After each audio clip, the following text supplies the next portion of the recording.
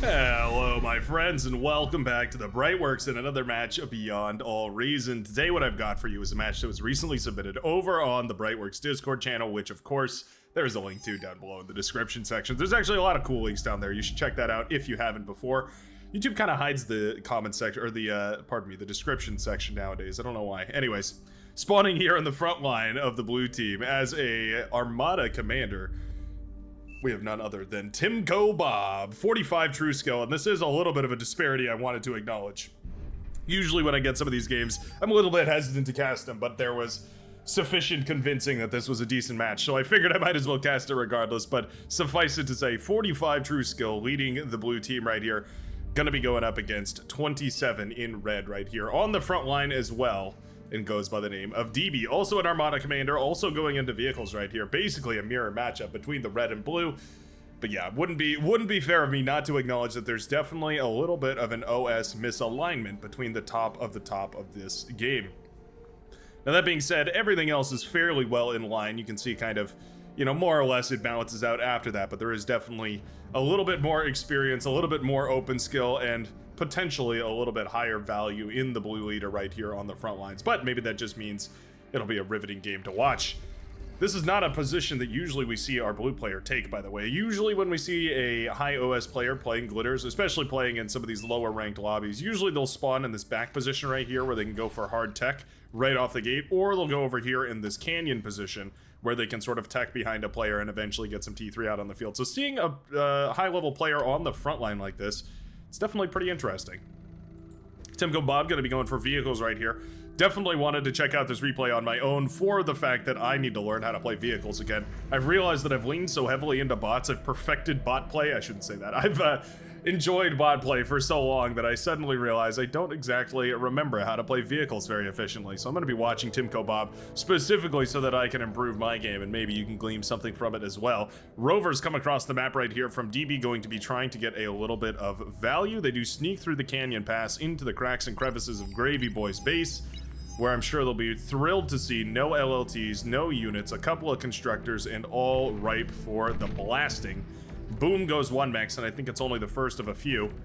Another one down the drain right here, and a third likely to join it. Commander is moving into position here. Ooh, Rovers. Okay, two of them do escape with their tails tucked between legs, running away for their lives. They'll find the solar panels, they'll find the constructor over here. A little bit of miss micro there. Oh, okay, Commander. I thought Commander might catch him, but well, they managed to slip away. Commander did not manage to get on top of all of them.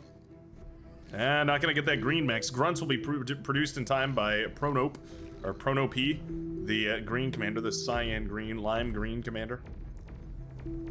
They're gonna continue blasting away over here. The wind turbine pops. Ooh, and the explosion sends those rovers away.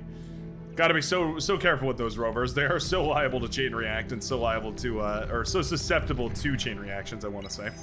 There we go. Grunts cleaning up the rest of these nicely. So, a lot of damage done right here to the Lavender player, but other than that, a nice little deflection right here. So Timko Bob expanding with the constructor forward instead of marching forward with the commander. Using the commander to pump out an extra constructor, pump out a little bit of extra build power, try and get things set up a little earlier, and then using those constructors to actually improve all the bases and everything. So you can see we're marching forward with the, with the constructors here rather than the commander. Well, eventually commander is going to step forward here as well, but constructors first.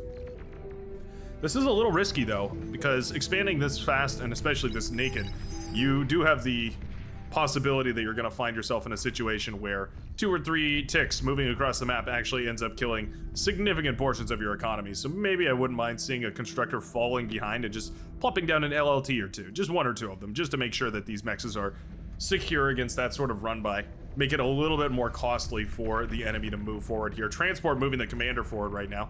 Going to try and set up a front line, I imagine.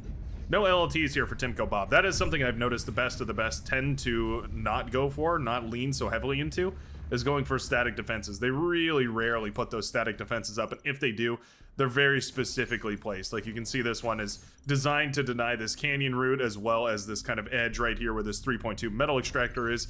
The LLTs are very sparing, and I think that's because they're so expensive. 85 metal per LLT could almost be another blitz on the field, right? And those blitzes obviously have the luxury of movement. Yeah, they can move around the battlefield and blow up commanders. Like static defense that can move. It's wonderful. We will have a lightning turret set up right here. That's quite nice. We have a beamer turret coming up as well. So yeah, choosing the more expensive but more valuable static defense over spams of LLTs. I think I like it quite a bit. Obviously, that means it's slower to start up, but you have that luxury in the early parts of these games when there's a little bit more time for that luxury, time to set things up. You're not so time crunched. Shuriken's in the air right now for the Tan Commander. Bean Can Man, the Tan Commander right here for the, or the Tan Air player right here for the red team. A little bit of a breakthrough over here. DB definitely taking a spot that a high OS player can capitalize on. Crumbling the canyon position right here. Collapsing this economy. That could be very, very valuable. Pink Incisors moving forward. Gravy Boy in position, trying to go for a D-gun. No energy in the bank, though.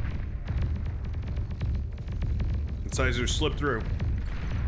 How much damage can they do? Oh, well, you know what? We were producing maces on the back of this. They just weren't moving up to the front line. I think if those maces had moved forward here, this would have been a completely different story, but aside from all that, this eventually will be set up. We're going for a heavy laser turret way back here. So kind of the opposite of what we're looking at over here, where we see this built in a really specific position, built in a really key location to fortify all of this, versus what we have over here, where this is kind of just thrown together. Not really denying anything. This still leaves open tons and tons of pathways to push forward and be aggressive here. DB has already secured control of this. Usually you have to break this with T3 units. That's how well porked and well fortified this position is. In this case, DB is just going to step right forward. I think we need to claim this 3.2 metal extractor, though. That would definitely cement this position here, make it well worth it. Anti-air turrets thrown up right here. Tim Go Bob controlling these Janus on the front line here. A couple of medium tanks, couple of blitzes, and a couple of Janus. Those Janus really the most threatening thing of all this. Their ability to dish out a huge sum of damage in a very little amount of time makes them invaluable in the front lines. Flame turrets coming up right here, as well as a nice little Stanky Bee trying to set up a little bit of a walled up defensive position here as well. Everybody just kind of fortifying up except for DB over here on the right hand side. We do have to be careful though. Prono P is moving forward, gets on top of some shell shockers with the commander. Never a good situation when a commander is killing your shell shockers, your artillery units. Definitely something has gone wrong in that situation. LLT here. Gonna be snuck up on by the commander. That's within range, nice. Didn't take any damage on the commander right there. Janus will fire its twin-headed missiles, but it'll pay for it with its life.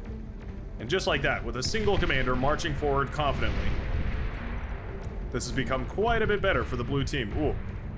Confidently, but with very low HP. Ooh, 2% on that commander, my goodness. 2% on this commander. It needs only a single medium tank shot. Oh, those shell shockers are dangerous. Ooh, down goes the commander over here on the left-hand side as well.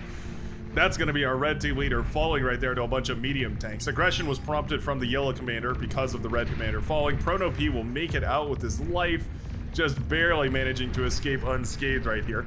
Lightning turret will blast away some of those grunts, but at the very least we have constructors here trying to put together some sort of efforts to defend this position. Yeah, maybe a little bit of an overstep right there by the red commander. Maybe showing why you don't overextend like that. Losing to the Losing to the medium tanks definitely hurts.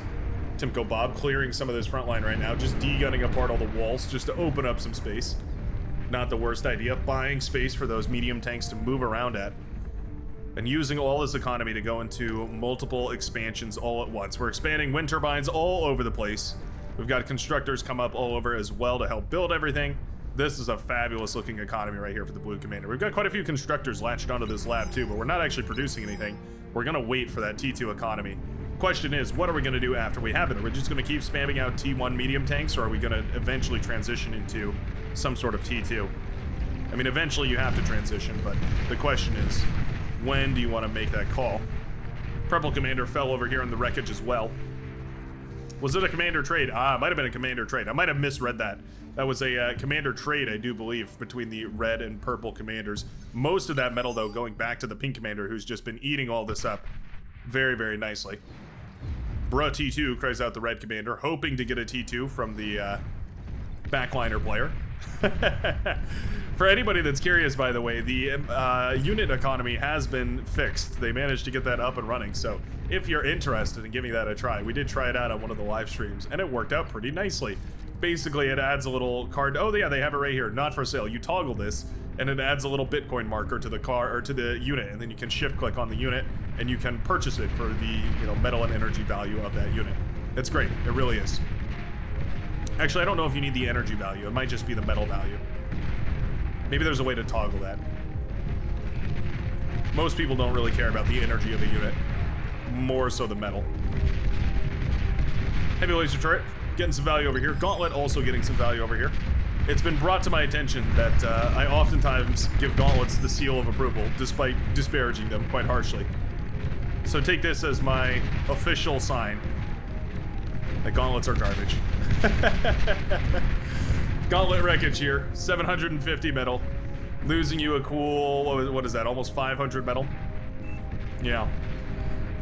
Not managing to stop these medium tanks hardly at all. Doing a little bit of damage to them, but basically nothing else.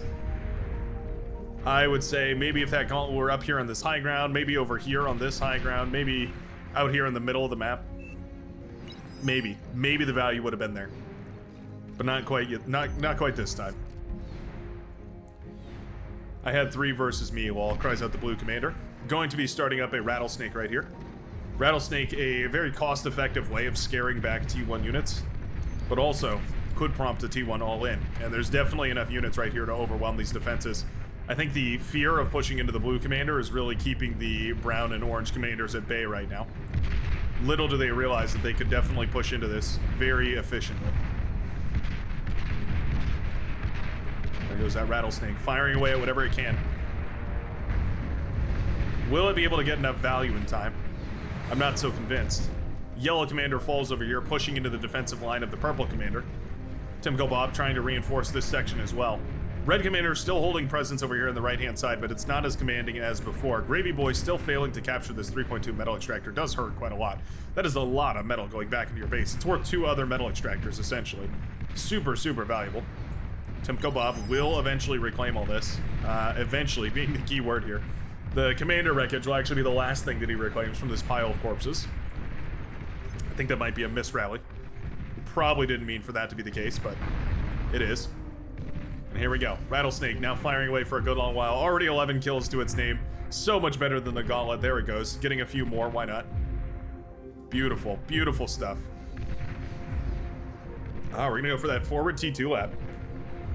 Interesting. It's a move that we've seen before. Not a strange one, but definitely always makes me feel a little bit uneasy. Losing this lab on the front line can be devastating, and not having any sort of production to fall back on in the back can be really, really dangerous.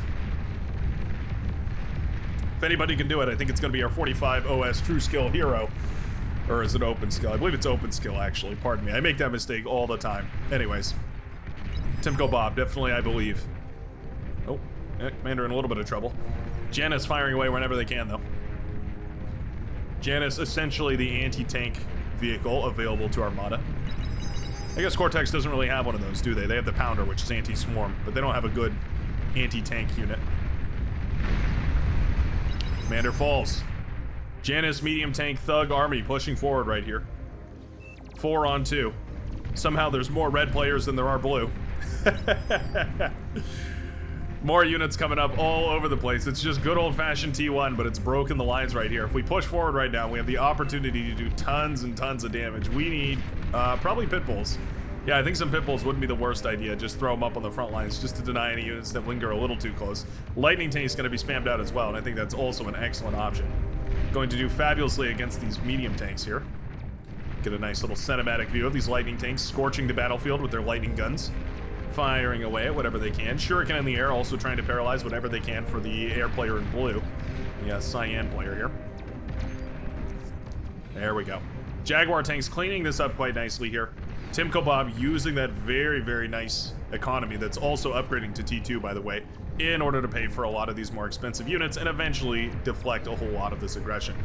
Janus can definitely shut down Jaguars, but Janus can only fire once. Jaguar can fire quite a few times. All depends on the shape of the engagement. Avalon is pushed back. Gemini, likewise, pushed backwards right now. Jaguars forcing a retreat right here for everybody on the red team. Suddenly coming out with 4,000 Jaguars definitely took a turn for the worst here for the red team. They weren't expecting to face this much T2 this quickly on the front line. Definitely caught off guard. This rattlesnake, man. This is the definition of efficient artillery positioning here. 23 kills in this bad boy. It's been firing away basically consistently for the last 4 or 5 minutes, it feels like. Gravy boy in a whole lot of trouble. Fiends trying to run in. There's not actually a pathway over here. Try as they might. Gonna have to face the twin guards over here, protected by the walls. There we go. Clumping those together actually means that they do a little bit of friendly splash damage when they die, and you know what? Those fiends are dealt with quite nicely. Hey, look at that. Twin guards showing their stuff right there, shutting down a massive wave of fiends. If those fiends had gone in this direction, this would be some dead static defense, but instead they fought the walls, they fought the turrets guarding them, and it definitely ended up meaning that they paid the price for it. Sheldon firing away here at this rattlesnake now, unable to see them because of course there's a radar jammer in the mix right here. Yep. Losing that beautiful, beautiful rattlesnake on the front line definitely hurts right here. Blue commander holding it together. Holding it together. Trying desperately to keep these front lines in check. There we go. Some green forces are coming out here as well. We have T2 Sheldon headed out on the field right now from Solar Commander, the green commander. Gonna start spamming out forces all over the place. We do have that T2 economy, that beautiful T2 economy coming up. We have an advanced exploiter coming up. We actually have 2 of them, 3 of them?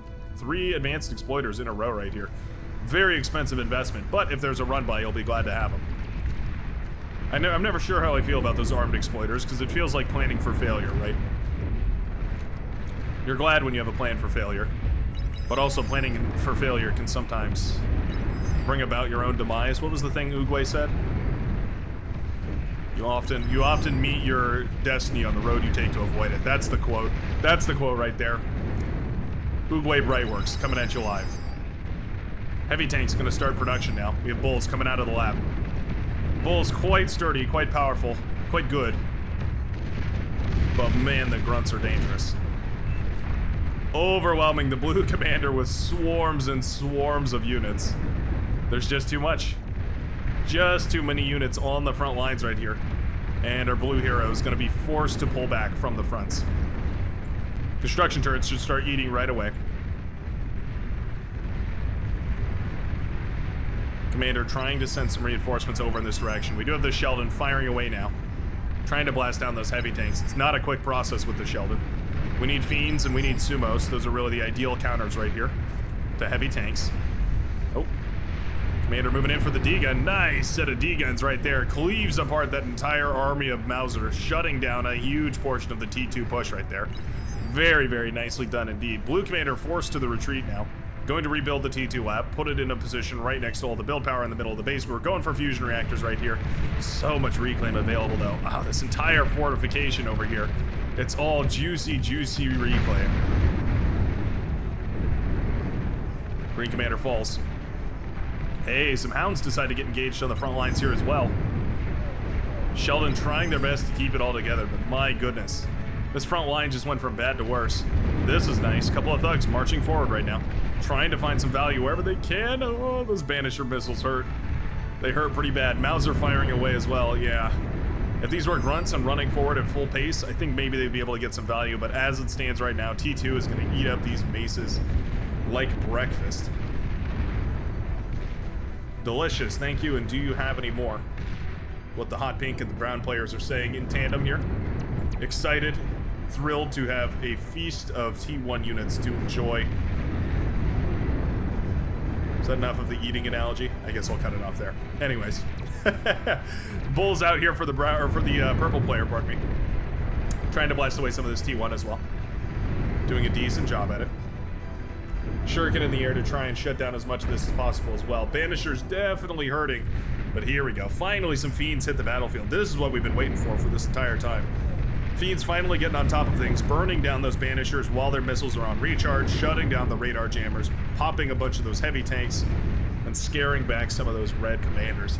The grunt spam is massive, though. Yeah, sending those grunts forward just in different patterns, different places, can be really, really dangerous. This right-hand side, what a mess this right-hand side has become. So well porked. My goodness, wind turbine heaven over here as well for AI easy. Going for an APHIS right now on the back of a fusion reactor. Still have some solar panels available. There's definitely room for reclamation right there. Starlight on the battlefield. Once we build up enough of those Starlights, they really can start to blast apart some of those heavy tanks really ruthlessly efficiently. Only takes about 3 or 4 of them to, I think it's 3 hits from a Starlight in order to kill a heavy tank, a Tiger tank. So once you hit that magic number, you can start to melt them away. Before they can even get to your front lines, you can melt them away. Looks like production was just a little bit slower right here to get up and running right now for the blue team, but eventually we did make it there. Took us just a little bit longer, but we did make it. Cost us the entire front line though. Front line and tons and tons and tons of T2 metal extractors. Metal extractors that the red team has been very quick, mind you, to capture and take advantage of. Grunt spam, continuing forward. These grunts have been a thorn in the side of the blue team for a good long while now. A couple of twin guards wouldn't be the worst idea here, just to make sure that there's something, if anything, to hold back a swarm of T1 units. We have pawns being sent out to their death. Not sure exactly why we're going for pawns instead of ticks here. Ticks quite a bit quicker, can see quite a bit further. A lot of good options. Good reasons to go for ticks. This is really fabulous. Yeah, Blue Commander rebuilding all these T2 mexes as soon as they reclaim any of this territory. Another sign of a really, really skillful player, somebody who's really aware of the game. Making sure to constantly be rebuilding whenever possible. You know, Starlight's trying to blast apart these heavy tanks. There's enough of them, though. The heavy tanks, that is. Fiends do manage to jump on top of this Mauser ball, once again setting back the snowball here that the yellow commander was relying on. Avalon caught in the fiend fire. Boom goes the commander right there. Beautiful march right there from those fiends, jumping forward and doing tons and tons of damage. Anytime you can jump on top of a Mauser ball, almost always worth it. Yeah, a couple of rocket spiders up here on the hills being very annoying. They're set on repeat to just kind of move around up here. Constantly dodging around up there on the hills, probably just to avoid artillery fire, my guess would be. It's an elegant solution to that. Just keep them constantly moving back and forth. Shuriken here, eventually going to paralyze them. Spider's resistant to paralyze, so it'll be a while before they're done. But once they're nice and well paralyzed, they'll be easy pickings for Arbiters, for instance, or even Sheldon if they can manage to hit that angle. Here we go. Really lovely stuff seeing these metal extractors come up and online again. Getting your T2 mechs up and online as soon as you can, always imperative.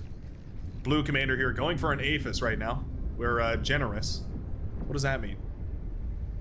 Being a generous ally, you will share and receive energy underflow, 10% of energy income. Helps to prevent your enemy or prevent your allies from e-stalling. Ah. Being greedy will get you neither. Interesting. Apparently this is toggleable up on this top side. I had no idea. I saw the setting for it in the advanced settings at one point, but apparently you can toggle it in game. Good to know. I think we should all be generous allies. Sounds beneficial in my opinion. Tudstone G, trying to keep things well repaired on the front lines here. The Powder Blue Commander. Reclaiming a whole bunch of this T1 chaff, as much of it as possible. A little bit of battle pause right there. Not the end of the world. The problem is the blue team needs some sort of win condition. Yeah, the blue team has been essentially reactive this entire time as opposed to active. Reacting to the enemy's presence, decision making, rather than pushing it on their own. Here's about 4,000 hounds firing away on a couple of Shiva. Oh, the Shiva are having a field day. Swaths of hounds being blasted apart right here. every time those Shiva fire. My goodness. An inefficient fight if I've ever seen one, but it's sort of working right now. But it's also petered out. Yeah, those blue units have been resurrected over and over again. The Shiva do enough damage to finally overwhelm even the resurrection capabilities of the mighty Lazarus. As we watch many of them die right here. Again, a little bit of a pause right there. So glad that we get those cut out of these matches. Otherwise, I'd have to do it. That would be annoying. Demon over here on the right-hand side, pushing into a bunch of heavy laser towers. Not typically a defense that I would say holds up against the Demon, and, I mean, this match speaks for itself. Most of those defenses did go down before that Demon was brought low, but I'm surprised, actually, that that Demon was brought down so efficiently there by those heavy laser towers. I guess heavy laser towers sort of similar to Sumos, which we also see over there. An interesting comparison. Pulsar has been built up on the right-hand side, trying to set up some sort of defensive backline. Just to make sure that no matter what, if a T3 unit shows its face, it'll start taking some serious damage. And we're just spamming out more and more of these starlights. I don't hate it. We also have quite a few sharpshooters up here. Sharpshooter's gonna have a hard time dealing with this grunt spam moving forward. But at the very least, those sharpshooters will do significant damage to these Shiva. One of the favorite tactics here at the Brightworks, one of my favorite tactics, I guess I should say. Just going for mass sharpshooter. A tactical missile was launched right there. Yeah, mass sharpshooter with some welders in front for spam support can be a brutal force on the front line. Bean Can Man, apparently offending GCOM by being idle.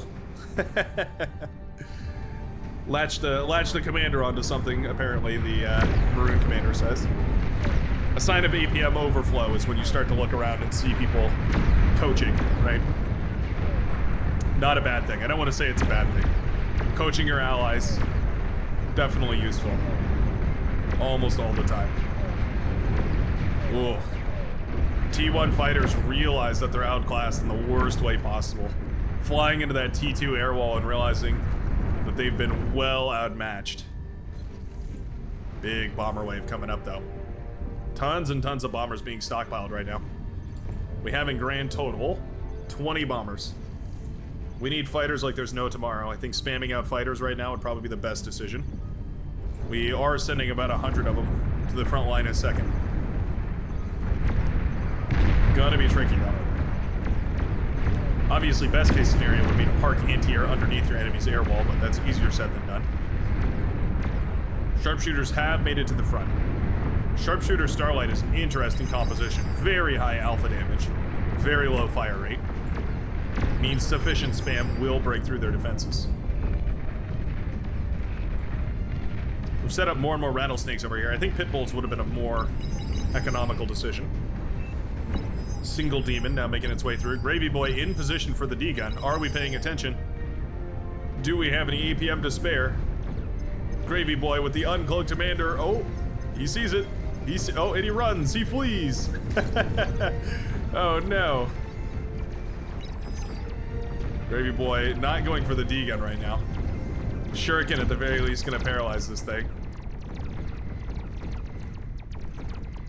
Shuriken saving the day right here. Gravy Boy was in a lot of trouble. Gravy Boy maybe not aware of the D-gun. If you hit the D as in Delta key on your keyboard, you fire the most dangerous weapon in the game. A weapon which I hear Legion commanders have now? Or their version of it now? Yeah, that should be interesting. That should definitely be very interesting to check out. The D-gun instantly obliterates any unit in the game. Another demon moving over here on the right-hand side. I want to see this front line. There's catapults and whatnot coming up, but I think this is where the game is being told. Gravy Boy falls. No cloak on that commander. You can cloak using the K as in kangaroo key. That's not the thing. Hold on, I'm looking at my chart right now. K as in element OP, QRS, K. K is in kilo? I think it says kilo. It's turned on its side, so I can't read it. I've got a chart with all the phonics, but I can't remember what K is. I think it's kilo. Anyway. That'll cloak your commander. Makes it undetectable by line of sight. It will still be detectable by radar presence, though. It's something to be aware of. Demon firing its backpack anti-air missiles will shoot down these shuriken in time. 0% HP remaining on that D-gun, or on that demon rather, but it has well ravaged the right-hand side of this map. Time for these bombers to get to the fight. First, the bombers are going to take care of this demon, unfortunately revealing them to the red team. Showing your bombers is always a little bit risky because it does mean that the enemy can start preparing for it. They'll start putting up anti-air defenses. They'll start putting up long-range AA guns.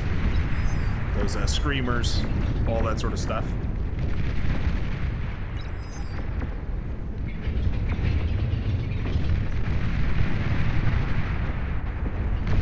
The bombers are not the worst thing in the world for dealing with T3 units. They definitely can do serious damage, but they also do friendly fire damage. You have to be so careful about the way that you use them, where you deploy their bombs. You have to be very careful not to bomb yourself into oblivion. Oh, friendly fire takes out the base right here for AI easy as the bombers blow up their own APHIS trying to kill the red ticks. Hilarious. You just bombed yourself, cries out Tim Kobob. Indeed, AI easy just did.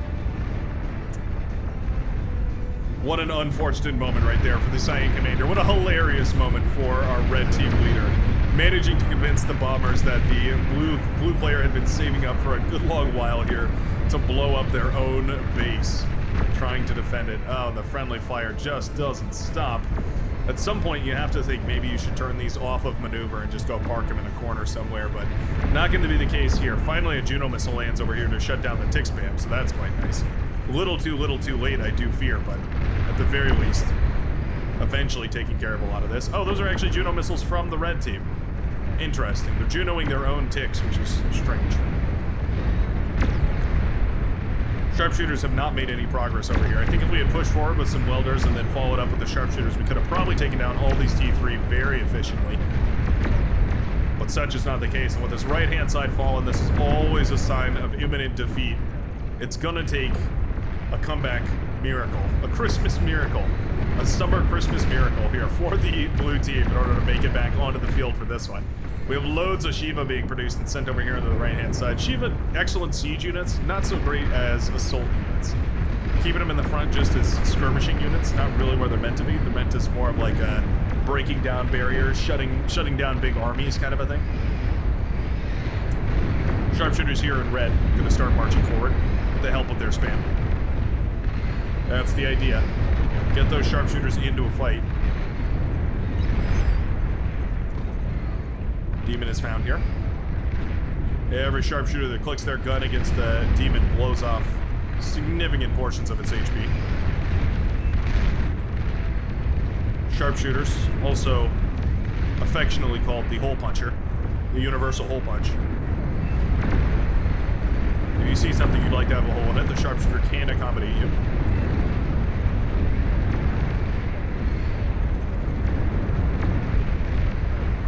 Pulsars all over the place on the front line to blast down the T3 units and still having a huge ball of issues. Fighters are pulled right here as the bombers swarm forward, flying directly into the base right here of the purple and blue commander, trying to bomb whatever they can. They find the aphises and start to beeline towards them. I always love that moment when you see the bombers start to change targeting towards aphises or fusion reactors or whatever it happens to be. Bombs connecting with the blue player's base, and just like that, the red team has managed to overwhelm the blue in this crazy match of Beyond All Reason. An excellent back and forth right here. Pushing forward was the red team. The blue team managed to push them all back with their T2 transition, stopped the aggression though, and paid for it with an overwhelming aggression on the right-hand side. One demon after another. I think that one demon particularly managed to break this right-hand side. It was the third or fourth sent in that direction, but eventually it was just too much. Opened the door for a total oppressive red team victory. Thanks a ton, everybody, for watching. If you made it this far, I always appreciate it. Feel free to like and subscribe. All that good stuff down below. I guess our leaving note for today will be to be a generous teammate. And I hope you have a great rest of your day. I'll see you in the very next one.